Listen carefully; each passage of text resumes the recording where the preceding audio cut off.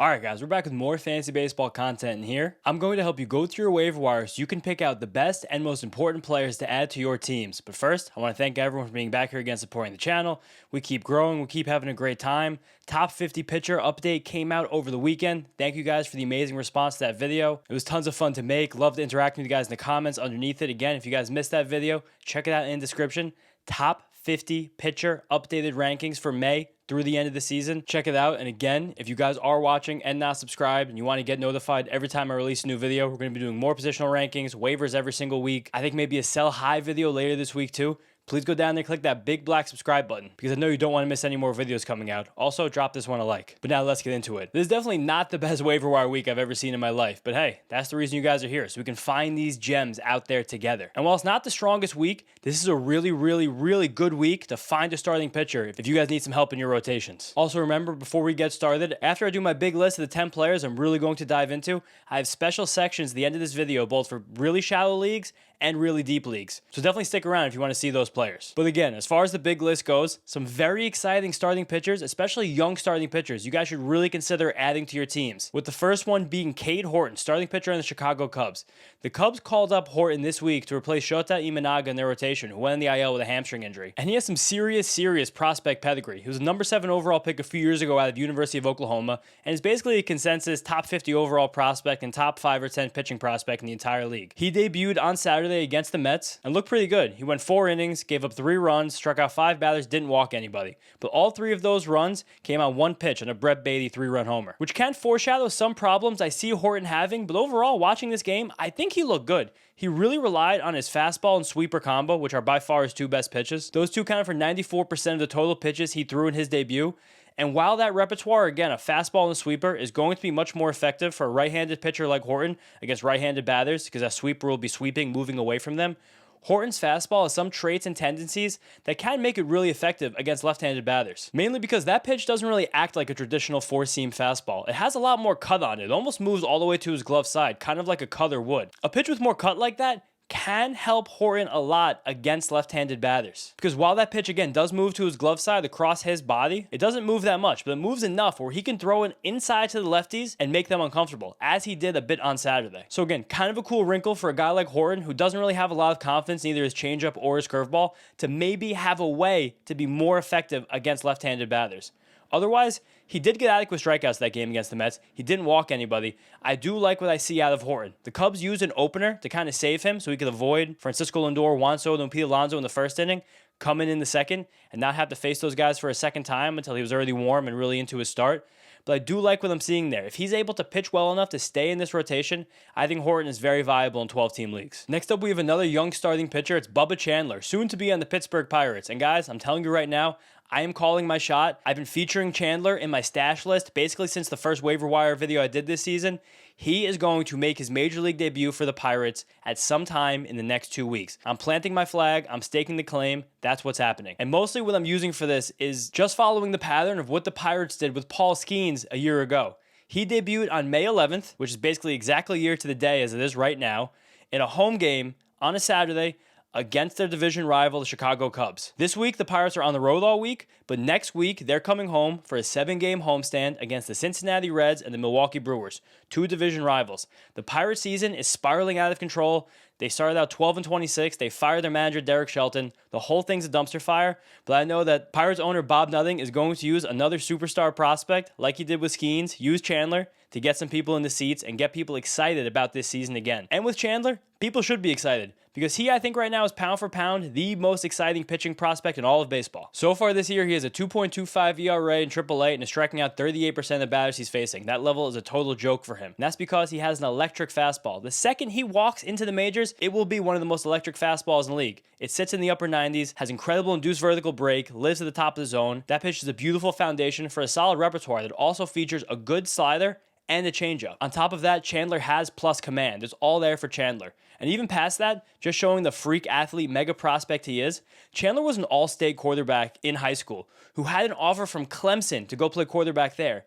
He was also drafted by the Pirates as a two-way player who was a shortstop that could switch hit. Bubba Chandler is a freak of nature. He's incredibly exciting. The second he steps into the major leagues, he's a top 30 pitcher in the league, and if he pitches well, he could be a lot better than that. It's not all the way as good as Skeens was last year, but you might get something like 80% of that, and I'm not saying that lightly.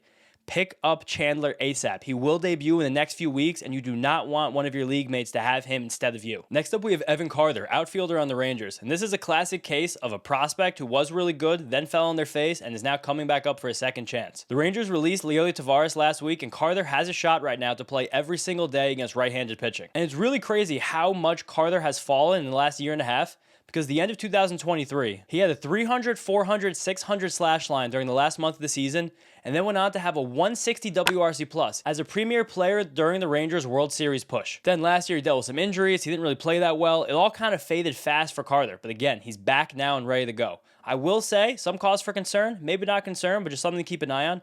His approach is completely different right now than it was when he broke out a few years ago. Again, as a 20-year-old who was one of the best players on the field during a World Series push. Back then, he was super passive. He barely swung. He really just kind of hung around and waited for meatballs and then took war hacks on them. That process came with a very low swing rate, a very low chase rate, and a very high swing and miss rate, with a high walk rate and a high strikeout rate. But again, he was able to get to his power because he'd wait for that pitch that would come in the right spot and smash it.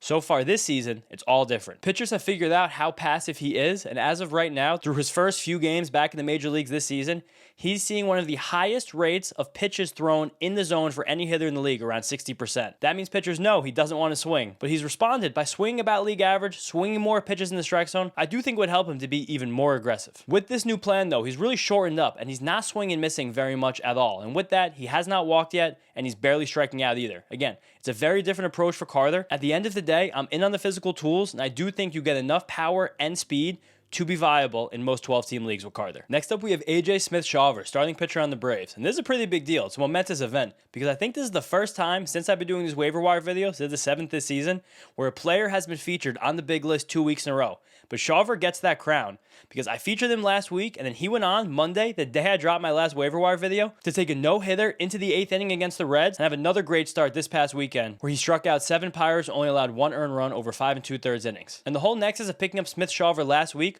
was that he was young, he had a steady rotation spot finally for the first time all season, and he has great strikeout stuff. And all of that stuff came true again this week. And that's part of the reason he's back on this list, because none of that has changed. But also, he did some new things in those 2 starts that went really well that I think could give us a hint of the pitcher he's going to be the rest of the season, or at least in the near future. His splitter is still gross, and he's using it missing tons of bats, but he's been much more confident in his 4-seam fastball over those last 2 starts, using it more early in the counts, using it more late in the counts, throwing it more up in the zone. That fastball even sat 96 miles an hour in his most recent start against the Pirates. Also, with that splitter and fastball, he is throwing more curveballs now. Seems like his confidence is growing in that pitch as well, and he scrapped his slider, instead using that curveball more so. So it's a true 3-pitch mix with the fastball, the splitter, and the curveball, and those are 3 pitches that are kind of platoon neutral. When I say platoon neutral, it means you can throw all 3 of those pitches against batters from each side of the plate, and there's not really a market advantage any of them will have, like when pitchers are throwing sinkers or sliders, that perform much better against batters from the same handedness as you, rather than the opposite. It's a really, really good repertoire foundation for a young pitcher, and again, he has a steady rotation spot, and he strikes tons of guys out. That's a great place to be, and someone that should not be available in any 12-team leagues. Next up, we have an old man joining the crew. It's Rhys Hoskins, first baseman on the Brewers, and I am shocked at the way Rhys Hoskins has played this year, but he looks like the Rhys Hoskins of old, and makes me think that last year's bad season was all because he was still recovering from his torn ACL from 2 years ago. His 4 home runs right now are a little low, but he has an 800 OPS, and that's supported by a 380 on-base percentage. That right there, that's classic Rhys Hoskins for you. That's the Rhys Hoskins we've always come to know and love in this league. Well, maybe not love. That's precisely the Rhys Hoskins we've been used to seeing for his entire career. On top of all that, his swing decisions are A+. He's pulling the bulk of his fly balls. He's consistently hitting the ball hard. Again, he's walking a ton. He's not striking out. It's really all there. If you liked Rhys Hoskins on the Phillies, you should like Rhys Hoskins on the Brewers. He's going to have a high on-base percentage. He's going to produce a lot of runs. He's going to run into more homers. Very solid player. Sneaky guy in a 12-team league right now. Now back to the pitchers. Next guy up is Ryan Weathers, starting pitcher on the Marlins. Another longtime member of the stash list so far this season. And now he's finally set to come back from injury. And he's scheduled to start tentatively this coming Wednesday. And that's exciting because Weathers got a lot of buzz during spring training because he was pumping 99, 100 miles an hour with his fastball with a much improved shape, added a couple inches of induced vertical break, and gained a lot of steam as a breakout pick. But then he got hurt and he's been sidelined till now. It is really comforting though that Weathers has shown that same increased stuff during his rehab stint, where he's still touching 99, 100 miles an hour, getting that 18, 19, 20 inches of induced vertical break, and over 10 innings pitching through the minor leagues, he struck out 13 batters and only allowed 2 earned runs. Those are 3 big check marks for Ryan Weathers. On top of that, he's a big lefty who has good command, a good changeup, showing 2 distinct slider shapes, both a really good sweeper and a nice little tight gyro slider, as well as a sinker. And in all, it's a full repertoire with an amazing fastball at the top of it that can get a swing and miss in any situation. Also, in his most recent rehab assignment at AAA Jacksonville, he threw 5 innings. So I'm not sure there's going to be much of a workload restriction on Weathers either when he returns. Probably still something like 80, 85 pitches, but that's pretty good. I'm very in on Weathers. He's someone I would even take a flyer on in a 10-team league because you can catch lightning in a bottle with Weathers as a guy who's pitching in a great home ballpark and who has tons of runway in his rotation. There's almost no way he loses the spot unless he gets injured again. Weathers could be a guy who moves up quickly. Someone who has the high end of a top 40-ish, top 30-ish pitcher in the league. If this stuff holds and he's able to command his deep 5-pitch mix, I'm really, really in on Weathers. Take a flyer on Ryan Weathers in your leagues if you have the spot to do it. Next up, we have Ronel Blanco, starting pitcher on the Astros. And I have to be honest with you guys, I have been telling you to drop Ronel Blanco all year. I really wasn't a fan during his breakout last year. I was not a fan during draft season, and I have not been a fan so far. Mostly because Blanco's best secondary pitch has always been his changeup. And as a right-handed pitcher, that changeup is always going to be significantly more effective against left-handed batters. The problem? You see many more right-handed batters than left-handed batters you go through Major League lineup.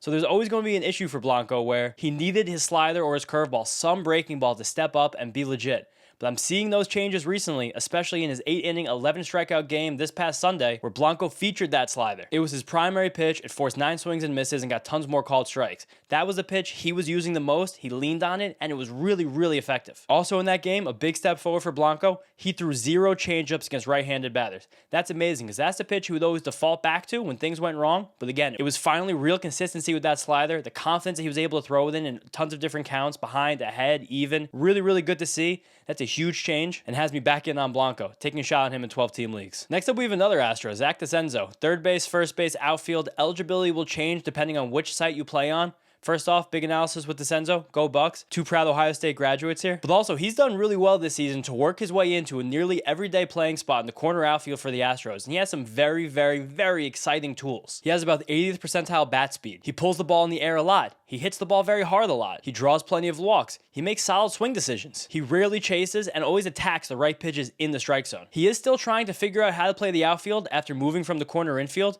but he is fast, 75th percentile sprint speed according to Baseball Savant, and has a cannon for an arm. This is the package of someone who could be a very exciting baseball player. And during the beginning of the season, when he was playing in spurts and just keeping his head above water, now with consistent playing time, he's really been heating up. There's definitely lots of swing and miss in his game, and the playing time still isn't super consistent. He's mostly playing, 3 out of every 4 games, but there's a lot to like with DeCenzo. It's legit power, it's some speed. This is someone who's kind of like a more athletic version of J.D. Davis. You guys remember J.D. Davis from the Astros and Mets over the last few years. I do think DeCenzo is better though, because again, more athletic, better swing decisions. But that's the kind of mold, the guy who can show up and just kind of go in a 30-homer pace really quietly, pulling tons of fly balls into the Crawford boxes in Houston. Now, next up, we have Matthew Boyd, starting pitcher on the Cubs. Leave it to a guy like Boyd to sneak on this list with a lot of young, exciting pitchers, but he's been quietly very good this season. He's a 2.78 ERA and is better than league average with both his strikeout rate and his walk rate. I know he might regress a little bit because the whip is about 1.3, but that tells me it's a guy that's legit and can pitch every 5th day in the major leagues and help your guys' fantasy teams. On Sunday, he shut down a very good Mets lineup, only allowed 2 earned runs over 6 innings with 8 strikeouts, and that's kind of been the routine for him this season. He's always had an amazing changeup as a left-handed pitcher, and that pitch has a 35% whiff rate this season. His sliders also come along over the last few years. I know a lot of those years have been chopped up with some injuries, but since he came back with the Guardians last year, that pitch is great, and it joins his changeup is also having over a 30% whiff rate. On top of that, the big change I'm seeing with Boyd is that he's really trusting his fastball more. It's definitely not a great pitch, but because that changeup and slider are so good, there's no reason he can't use it to sneak it by hitters and overpower them because they're always going to be expecting that soft stuff. So far this season, he's almost tripled his usage of that 4-seam fastball against left-handed batters, and it's performed well. And I think a big reason it's performed well, on top of hitters being a little bit afraid of that slider, especially the lefties and the changeup for the righties, he's not been afraid to throw it up in the zone. Just get it up there, the velocity plays up, it's a solid pitch. Even at 93 miles an hour, he's able to throw it by guys, and that's really important, again, for a guy like Boyd who has 2+ secondaries. He's very underrated right now, and he's a great guy to keep on your bench in deeper 12-team leagues. So when you see he has a matchup against the Reds or the Pirates or any other weak team in the National League, you throw him in a lineup because a good chance you're getting a quality start and a couple strikeouts out of it. All right, now that's the end of the big list, but like I told you guys at the top of the video, I'm going to go through some other sections now for both some shallow and some deep league players. But first, for some of you guys in shallow leagues, here's a list of players that are not rostered widely enough in ESPN leagues, starting with Wilson Contreras. He has led this section for about 4 weeks in a row because for some reason he's only 75% rostered. I know that's because his first 3 weeks of the season were terrible, but right now he is playing like one of the best catchers in baseball. He will be a top 5 catcher in fantasy baseball this season. I have no doubt about it. The 25% of leagues where Wilson Contreras is not rostered in ESPN, if you guys are in one of those leagues, pick him up right now.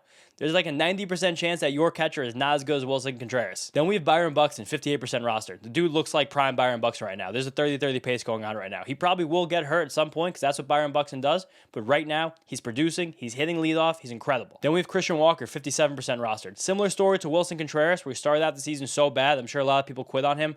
But he has kind of looked like the old Christian Walker of the last few weeks with 800 OPS. Then we have Reese Olson, 50% rostered. If you guys watch my top 50 starting pitcher video, you know how much I love Reese Olson.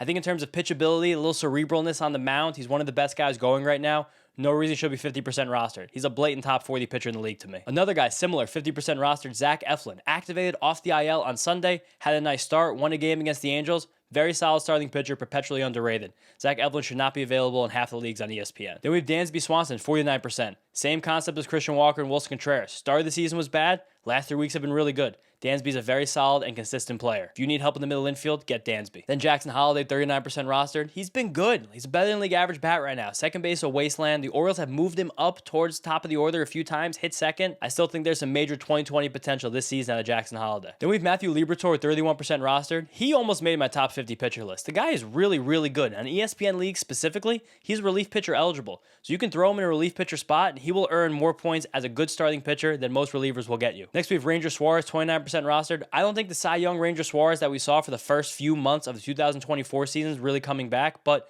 had a really nice start this week. When he has his command right, he's a very solid starting pitcher. Then we have Tyler Stevenson in the Reds, 27% rostered. Probably just a top 10 catcher in fantasy baseball. When he doesn't catch in real life for the Reds, he often DHs because that team kind of has a revolving door of DHs. Solid catcher. Too good to be out there in that many leagues. Same with Zach Neto, 22% rostered. I am talking about Neto every single week in this section because he is one of the 10 or so best shortstops in the league. Power, speed, batting average, top of the order. I know the Angels stink, but he's really good. Don't hold his team against him. Then Shane Smith on the White Sox, 16% rostered. Smith is awesome. His ERA is about 2.1 so far this season. Another guy, similar to Liberatore on your ESPN leagues, eligible relief pitcher as well. I don't think he's like 2.1 ERA good, but I think he might be like 3.5 ERA good, and that's worth a roster spot in most 12-team leagues. Then Augustin Ramirez at 15%. He led this waiver wire video a few weeks ago, and I know the production hasn't been as crazy for Augustin Ramirez his first week in the league, but the barrel rate's really high, the exit velocity is really high, the bat speed is really high. I think that he's one of the 10 best catchers in the league for fantasy baseball, and I'm standing by that take. Then a few guys left here. Josh Young on the Rangers, 14% rostered. Solid third baseman, hitting well, producing. Third baseman is not a very strong position. Young's probably one of the 15 or so best guys there. Then Gunnar Hoagland on the Athletics, 9% roster. Been really excited about what I've seen from Hoagland the first couple starts of his career. Good fastball and changeup that the rest of the repertoire can work off of. I like him a lot. And lastly, Ryan McMahon, 6% rostered. First month of the season was a disaster. He has had a really good week. He's been too good for too long to be this bad this quickly. You really want a guy like McMahon on your roster, especially in daily leagues. You can stream him at home in Coors Field. Now, next up, we have the stash list. These are either guys who are injured, on rehab assignments, or minor leaguers who are getting ready to get their call to the majors soon, possibly. Starting out with our two old pitchers over here. Been in the stash list for a few weeks. Clayton Kershaw and Yu Darvish.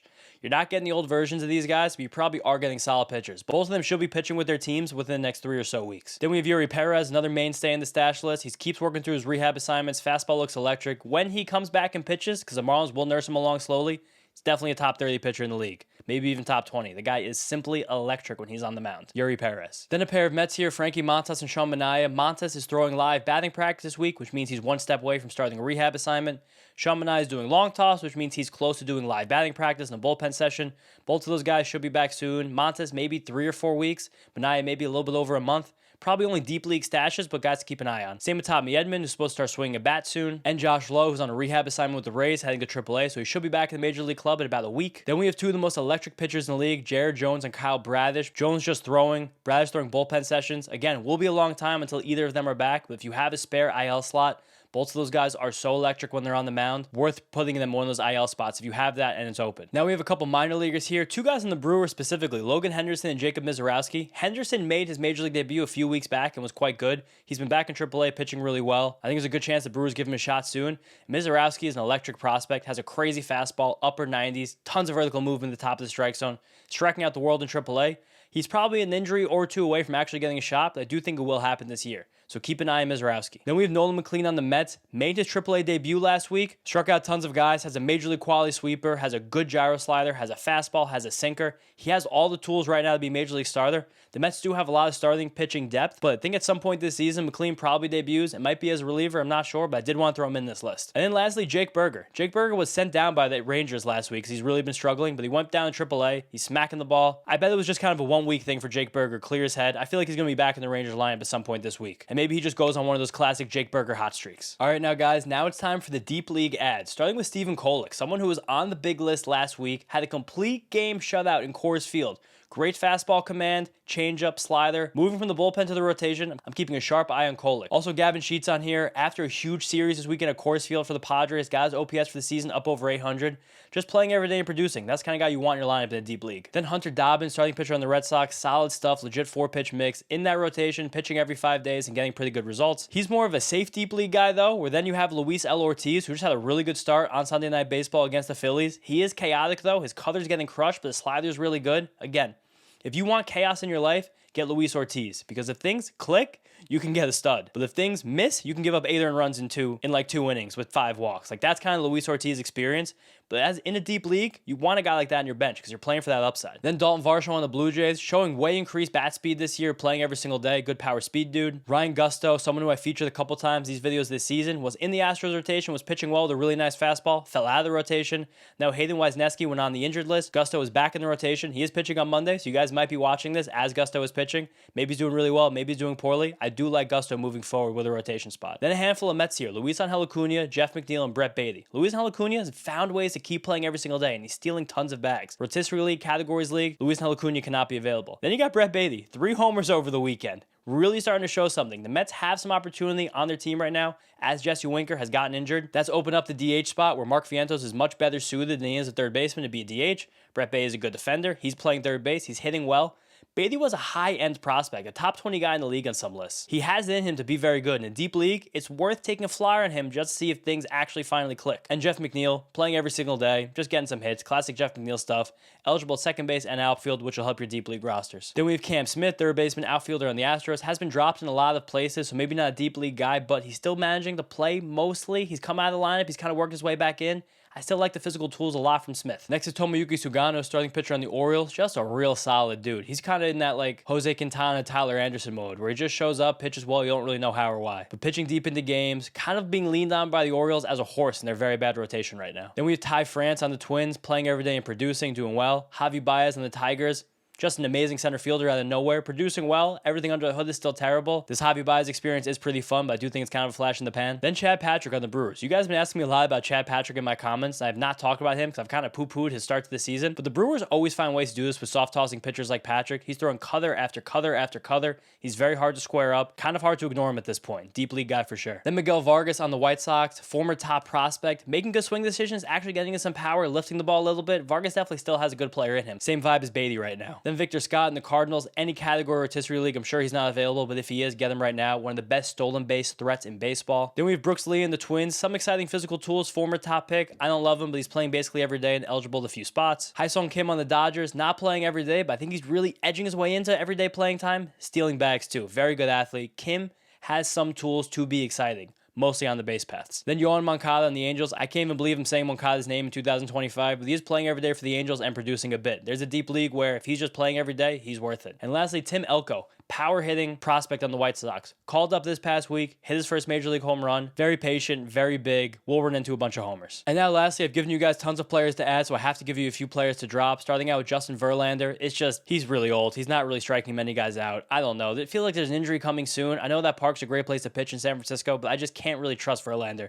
I take most of the young starting pitchers I mentioned at the top of this video over him. Then Marcus Semien. I know he has shown some signs of life, some homers over the weekend, but I'm really just not into Semien right now. Second base is so weak, so I guess if you're in a 12-team league, still just hang on for a little longer. but 10-team league, I'm moving on from Semien. I have been for a while now. Then the Welby Marte on the Reds. He popped off over the last few weeks, but now he got hurt. It's a soft tissue injury. He's probably going to be out for a while, at least a month. Then Eduardo Rodriguez on the Diamondbacks. He's been getting lit up this season, torched. Highest ERA in baseball of all qualified pitchers. He does not look good. Get him out of here. Same with Trevor Story. I advocated picking him up about a month ago. He's been really, really bad since then. Looks lost at the plate. Strength looks depleted. I just can't vouch for Story right now. Then Tobias Myers on the Brewers. One of the best stories in the league last season, but now he's been sent down to the minor leagues to kind of get himself right after a few poor starts after being activated off the injured list. Then Lance McCullers. I hope you guys didn't pick up Lance McCullers because he is a big name and he did come back after like a 2 or 3 year hiatus. He got torched over the weekend. He is not good. Not worth rostering in any league. Don't care how deep it is. And last year, Andres Jimenez. He's been really bad. I've advocated dropping him before,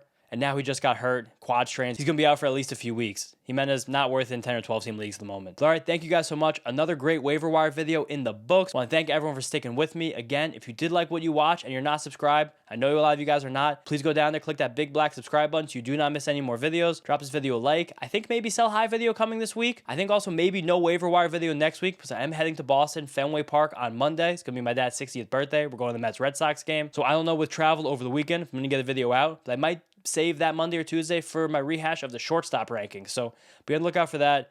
Ton of more re-rankings coming out the rest of this month. Possibly sell high video this week. I'm going to see what I got there, do some research, but thank you guys again. Appreciate you being here. Appreciate the community we're building. I'll see you next time.